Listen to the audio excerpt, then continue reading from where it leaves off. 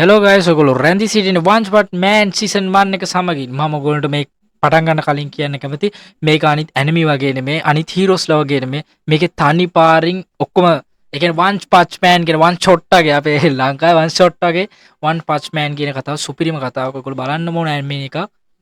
එහෙනම් ජයවා අපි කතාවට යන්න. එහෙනම් ඉතින් ඔක්කොටම කියනවා ලයික් කරලා කමෙන්ට් කරලා ෂෙයා කරලා කට්ටිය මට ලොකු සප්පයක් දෙන්න ඕන මොකද අලුතෙන් පටන් ගත්ත channel එක. එහෙනම් අපි කතාවට බහිමු. කතාව මෙහෙමයි පටන් ගන්න මේ තියෙන ඉසෙත් සිටිය එක මේක තමයි අපේ වීරයා සයිටම ජීවත් වෙන්නේ. ඉතින් මේ අදත් සාමාන්‍ය ඉසෙත් සිටිය එකේ දවසක්. හැබැයි එකපාරටම මේ ඉසෙත් සිටිය එකේ ලොකු ප්‍රශ්නයක් සිද්ධ වෙනවා. ඒ වෙන මොකද මේ හැමදාම වෙනවා වගේ අදත් ඒ කියන්නේ රාක්ෂෙක් මොස්ටස් කෙනෙක් මේ ඉසෙත් සිටියේ ඩෝන් ගාලා වැඩේ දෙන්න එන්නේ. ඉතින් මේ රාක්ෂයා ගැන කියනවා නම් මේ රාක්ෂයා හැදිලා තියෙන්නේ මිනිස්සු කරන පරිසරයට කරන දූෂණත් එක්ක පරිසර දූෂණය හේතුවෙන් හැදිලා තියෙන සත් රාක්ෂයෙක් තමයි මේ ඉන්නේ. මේ ඇවිල්ලා කැතකුණු රාක්ෂයා. මේ ඇත්තටම එක පාරකින් ආයෙදින් කෙලලා අරනවා ඉසෙත් සිටියේට සටපට ගාලා ඉතින් කුඩු වෙලා යනවා. ඉතින් ආයෙදින් මගෙන් අහන්න එපා මොකද්ද මේ වෙන්නේ කියලා. ඉසෙත් සිටියේ කොහොමද මේක සාමාන්‍ය දෙයක් නෙවෙයි. ඉසෙත් සිටියේ රාක්ෂය වෙලා ගහනවා වීරයෝ ඇවිල්ලා බේර ගන්නවා. මේක සාමාන්‍ය දෙයක්. ඉතින් ගායස් ඉසෙත් සිටියේ මේ ප්‍රශ්න ප්‍රෝෘතිවල යද්දී අපේ වීරයා ඒ වෙන කවුරුත් නෙමෙයි සයිටම බලන් ඉන්නවා. සයිටම ඉතින් සයිටම කිට් එකක් දාගෙන වැටේට බහින්න කියලා සයිටම ඉතින් යනවා. ඉතින් වෙන වගේම සයිටම ඉතින් සයිටමගේ ඇක්ෂන් ටිකක් දාගෙන ඉතින් ආයෙ වැටේට බහින්න කියලා සටපට කියලා දෙන්න හදන්නේ කියලා ගිහිල්ලා මේ අන අතරමඟ රාක්ෂයා මේ පොඩි ළමෙක්ට කරදර කරන්න ඇද්දී අපි සයිටම සෙන්සේ ඇවිල්ලා මේ පොඩි ළමයා බේරගෙන එන සීන් එකක් දාලා රාක්ෂයට එන ටෝක් දෙක තුනකුත් දීලා කෙල්ලෝ කොමෙන් බේරගෙන පැත්තකින් තියලා ආය යන රාක්ෂත් එක්ක ගහගන්න මොස්ටස් එක්ක. මේ මොස්ටස් මේ වෙලාවේ මොස්ටර්ගේ ෆුල් පවර්ස් එක ගන්නවා. ඒත් ඉතින් කිසි වැඩක් නැහැ වෙනද වගේම තමයි. සයිටම ඉතින් සට්ටපට ගාලා දෙන්නේ එක ෂොට් එකයි.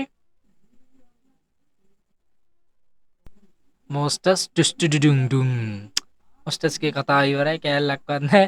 මේ ඇත්තට මේ වෙලාවේ සයිටම දුක් වෙනවා. මොකද වෙන මොකුත් හින්දා නෙමෙයි ඇත්තටම මේ සයිටම මේ සාමාන්‍ය වීරයෝ වගේ නෙමෙයි එකපාරකින් ඔක්කොම වැඩ ඉවර වෙන හින්දා ඇත්තට මේ සයිටම එන අවුලෙන් ඉන්නේ. මොකද මෙයාගේ කතාවේ හැටියට මෙයාට සමාන වෙන කිසි දුෂ්ටයෙක් නැහැ. අන්න එක තමයි ලොකුම අවුල. මේකත් එක්කම මේ සයිටමාගේ අතීත කාලය. ඒ කියන්නේ මම සයිටමා වෙන්න කලින් මුල්ම කාලයට තමයි එක්කන් යන්නේ. මේ සයිටමා යද්දි පොඩි ළමෙක්ට මොස්ටස් කෙනෙක් පහර දෙන්න යන සිද්ධියක් සිද්ධ වෙනවා මේ වෙලාවේ. කොහොමෙන් හරි මේ වෙලාවේදී සයිටමාට සිද්ධ වෙනවා. මේ සයිටමා මේ අවස්ථාවේදී මේ ජොබ් එකක් බලන්න කියලා ජොබ් එකටත් කෙල වෙලා තියෙන්නේ. ඒ හින්දා මේ සයිටමා මේ ළමයාට උදව් කරන්න කියලා යනවා. මේ රාක්ෂ ගැන කියනවනම් මේ රාක්ෂ කකුළු රාක්ෂයෙක්. ඒ කියන්නේ මෙයා කකුළු ගොඩක් කාලා මෙයාව රාක්ෂකයවට පරිවර්තනය වෙච්ච රාක්ෂයෙක්.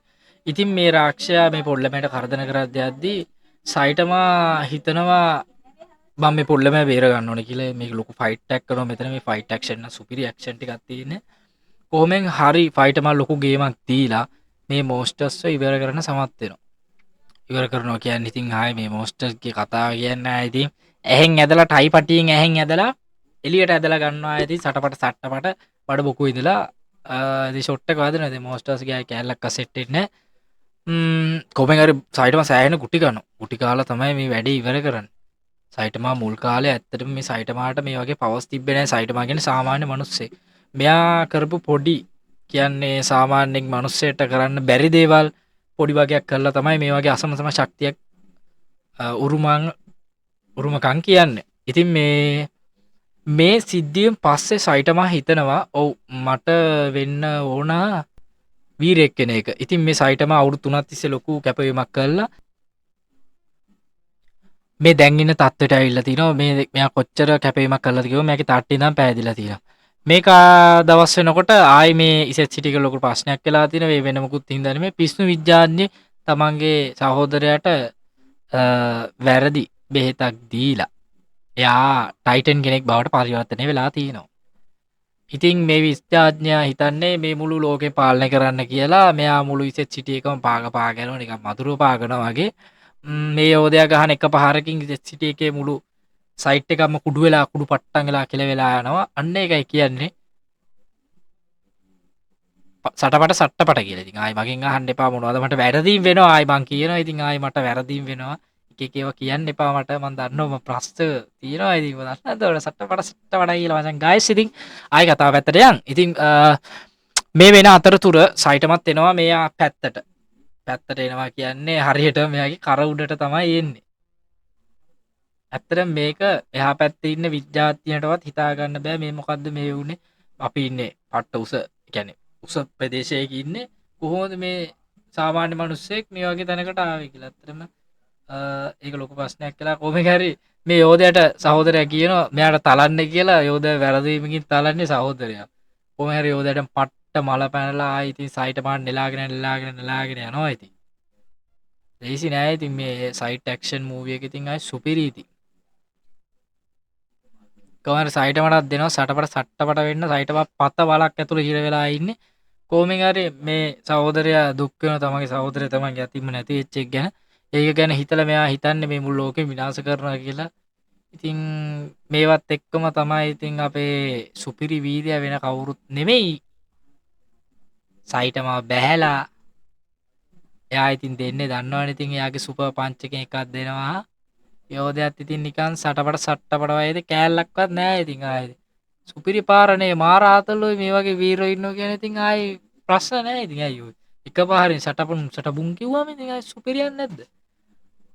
ඉතින් මෙන්න මේ වගේ අද දවසත් මෙයා ගෙවෙනවා. මෙයා ඇත්තටම පට්ට දුකින් ඉන්නේ. මොකද මෙයාගේ ලෙවල් එකට හරියන කිසිදු වීරයෙක් නෑ. මෙයා තනිකරම තනි ජීවිතයක් ඔය ගත. මෙයා පට්ට පාළුවෝ. මොකද මෙයාට ගහන එක රිදෙන්නේ නෑ. මෙයාට තුවාලයක් සිද්ධ වෙන්නේ නෑ. කිසිම දෙයක් සිද්ධ වෙන්නේ නෑ මෙයාට. අඩුම ගානේ මෙයාගේ ඇඟේ හීරීම එකක් වෙන්නේ නෑ. ඒ එච්චරවත් කරන්න මෙයාට තාම කවදාවත් ලොකු හතුරෙක් හම්බෙලා නෑ. කොහොමත් හතුරෙක් හම්බෙන්නෙත් නෑ. මොකද මෙයා ගහන එක පංචකින් මේ කතාවේ හැටියට One Punch Man සීසන් එකේ හැටියට මොකද මෙයාට සම කරන්න කිසිදු කෙනෙක් නෑ. කියන්නේ මෙයා තමයි දෙවියන් වගේ ඉන්න ලෙවල් එකේ. මේ කතාව බලන්න අනිවාර්ය සුපිරි.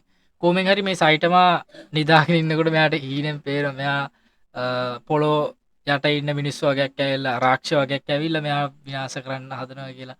මෙයා හීනෙන් දාගෙන මෙයා පට්ට තොගයකට සට්ටපට ගාලා ආයෙ ඉතින් ආයෙ දන්නවනේ ඉතින් ආයෙ නෙලාගෙන යනවා. ඉතින් කොහොමෙන් හරි මෙයා හෙන ගේමක් දීලා ඉසෙත් සිටි එකම බේර ගන්නවා. ඒත් එක්කම ඉතින් කරුමක මහත කියලා වෙන මොකුත් නෙමෙයි ඉතින්.